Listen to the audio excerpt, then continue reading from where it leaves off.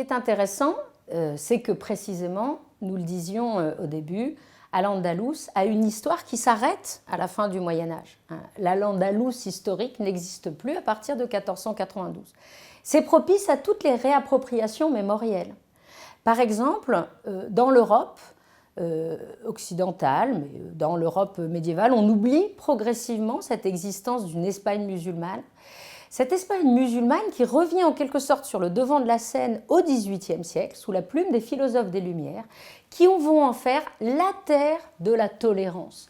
La terre de la tolérance parce que, sous la plume de ces philosophes, c'est une manière également de discréditer la monarchie catholique et la monarchie absolue.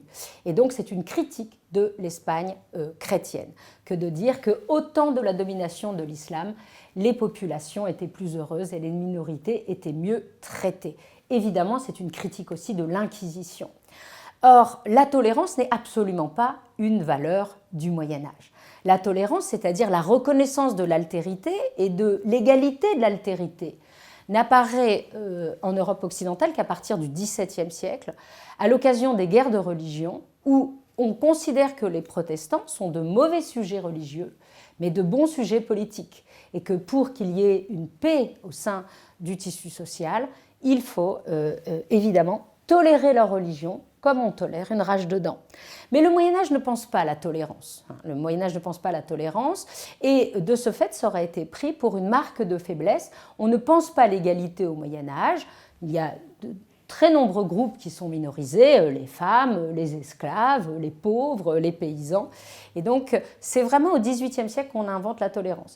C'est également dans le milieu juif allemand du XIXe siècle que le motif de la tolérance andalouse voit le jour, notamment sous la plume d'Heinrich Graetz, qui a écrit une monumentale histoire du judaïsme et qui fait d'Al-Andalus une sorte d'antécédent médiéval de la possibilité pour les Juifs d'exister dans une société majoritairement non juive.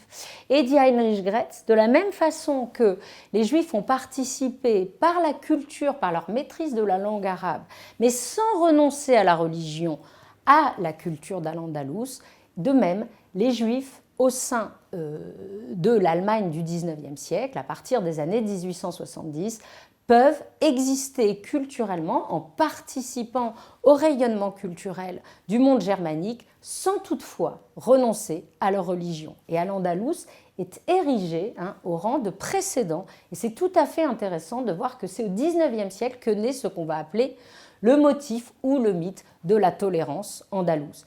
Attention, pas de tolérance au Moyen-Âge, mais en revanche une coexistence bien réelle qu'il ne faudrait pas non plus nier.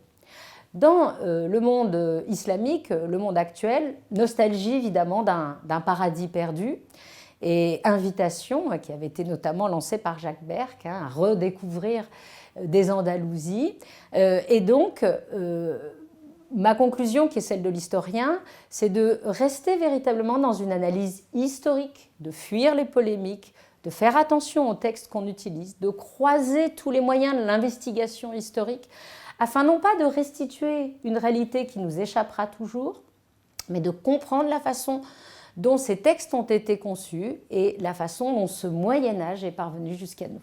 Donc la question de savoir si Al-Andalus a été tolérante ne se pose pas en ces termes. C'est-à-dire que d'une part, les minorités y ont été traitées comme dans le reste du monde islamique, et d'autre part, la tolérance n'est pas pratiquée au Moyen-Âge. Ça n'existe pas, le terme même n'existe pas.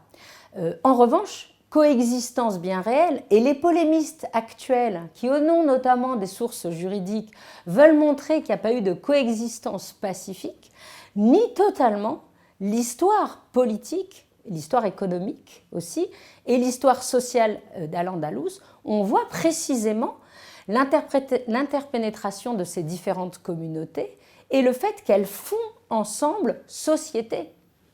Et de ce fait, c'est toujours intéressant de voir que ces débats polémiques qui n'ont jamais lieu dans le milieu des médiévistes est réservé aux polémistes, généralement à des non-historiens, et dans le but essentiel de montrer que l'islam n'a jamais été tolérant. Il faut faire très attention à ce que ce ne soient pas les polémistes qui occupent le devant de la scène, qui s'accaparent en quelque sorte l'histoire d'Al-Andalus, mais que cela reste dans le champ de l'histoire, dans le champ de ceux qui peuvent analyser les textes dans leur langue originale, c'est-à-dire dans la plupart des cas l'arabe.